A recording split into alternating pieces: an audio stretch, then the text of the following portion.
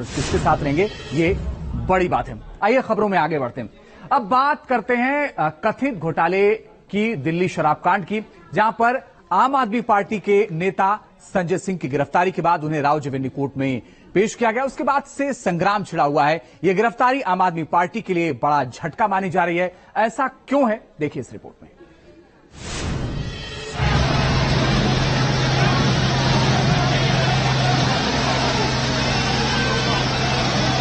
मरना मंजूर है, डरना मंजूर नहीं है। संजय सिंह एक शेर है, वो कोई घबराने वाला आदमी नहीं है। दिल्ली में हुए कथित आबकारी घोटाले में आम आदमी पार्टी के सांसद संजय सिंह पर हो रही ईडी की कार्रवाई को लेकर सियासी बवाल मचा हुआ है। दिल्ली से लेकर मुंबई तक आम आदमी पार्टी के कार्यकर्ता केंद्र की मोदी सरकार और बीजेपी के खिलाफ सड़कों पर उतर आए हैं। हम डरने वाले लोग नहीं हैं, सच्चाई के रास्ते पे निकले हैं, तो जो भी इसका खामियाजा होगा उसको भुगतेंगे। संजय सिंह पर हो रही कार्रवाई से आम आदमी पार्टी के कार्यकर्ता बेहद गुस्से में, पार्टी के नेता भी बिफरे हुए हैं। ऐसा होना लाजिमी भी है। संजय सिंह आम आदमी पार्टी के लिए सड़क से संसद तक मोर्चा संभालते रहे। पार्टी के राजनीतिक फैसलों में भी उनकी अहम भूमिका हुआ करती है। देश भर में संगठन के विस्तार का काम देखने के साथ साथ वो विपक्षी दलों संग तालमेल बिठाने में भी महत्वपूर्ण भूमिका निभाते रहे हैं। जो शख्स अकेले इतनी सारी जिम्मेदारियां निभा रहा हो, उसकी गैर मौजूदगी का असर आसानी से समझा जा सकता है।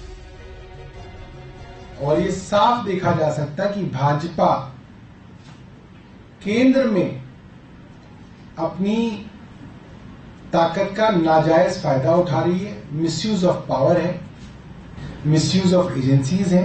कि अगर सत्ता लोगों को जेल में बंद करके चुनाव जीतने का सपना देखने लगे तो समझ जाओ कि उसकी जमानत जब्त होने वाली है। जब नेताओं की आवाज को सत्ता के दम पर चुप करा दिया जाता है तो देश की जनता ने इतिहास में भी अपनी आवाज को बुलंद किया है। और अगर आप ये सोचते हो कि उसी रास्ते पर चल के आपको एमसीडी की तरह चुनाव हारना है, वो भी कबूल है। आप गिरफ्तारियां करते रहो और लोकसभा चुनाव में आपके हार की तैयारियां जनता कर रही है। आम आदमी पार्टी बनने के पहले से ही मनीष सिसोदिया और संजय सिंह अरविंद केजरीवाल के दाहिने और बाएं हाथ हुआ करते थे।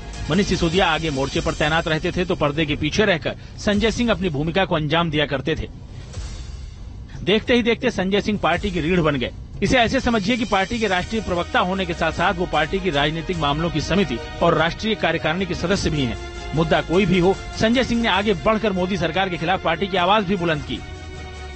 संजय सिंह को गिरफ्तार करने का सिर्फ एक ही कारण है कि संजय सिंह संसद में एक ऐसी आवाज है जो भारतीय जनता पार्टी के भ्रष्टाचार को उजागर करते हैं।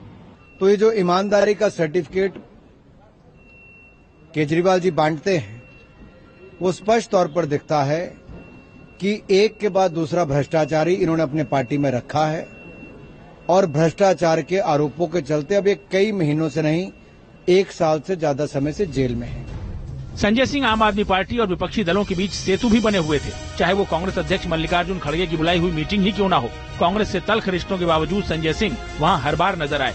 शायद यही वजह है कि संजय सिंह की गिरफ्तारी हुई तो विपक्ष के नेता उनके परिवार को ढांढस बंधाने के लिए उनके घर पर मौजूद नजर आए।